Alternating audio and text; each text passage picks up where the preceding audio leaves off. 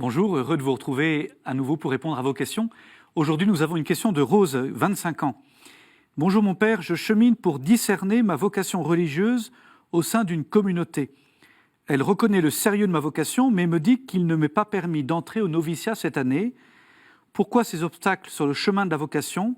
Pourquoi est-ce si difficile de donner toute sa vie à Jésus? Quels conseils pouvez-vous me donner?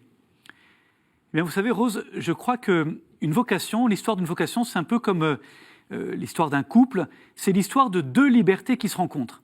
Dans un couple, vous avez la liberté du fiancé et de la fiancée qui se rencontrent. Et pour que ça marche, pour que ce soit possible, il faut que les deux oui coïncident. Parfois, on peut être prêt à aimer quelqu'un et l'autre n'est pas encore prêt, ou l'autre a besoin de temps pour mûrir ce oui.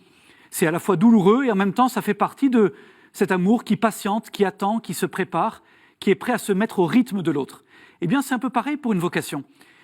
Vous avez ce désir de servir Dieu, de servir vos frères et sœurs, et je m'en réjouis, et Dieu s'en réjouit, et ce désir est grand, ce désir est beau. Mais à côté de votre liberté, il y a aussi la liberté de l'Église, de cette communauté qui vous reçoit, qui accueille votre désir et qui en même temps doit le discerner, doit savoir aussi, doit chercher à savoir si c'est bien la volonté du Seigneur.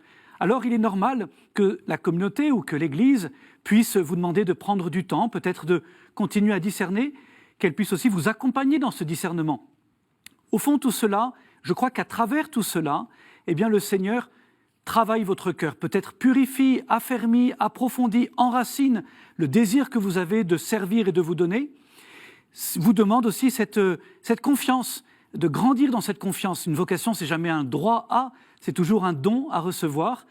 Et je crois qu'il faut avoir un cœur à la fois disponible, qui cherche vraiment la volonté de Dieu, qui ne veut pas faire sa volonté, mais qui cherche à quoi Dieu nous appelle, et qui en même temps patiente et a confiance. Donc je vous invite à garder confiance dans l'Église, à vous laisser travailler par le Seigneur, qui parfois nous entraîne peut-être un peu plus loin ou un peu ailleurs que ce qu'on avait au départ prévu.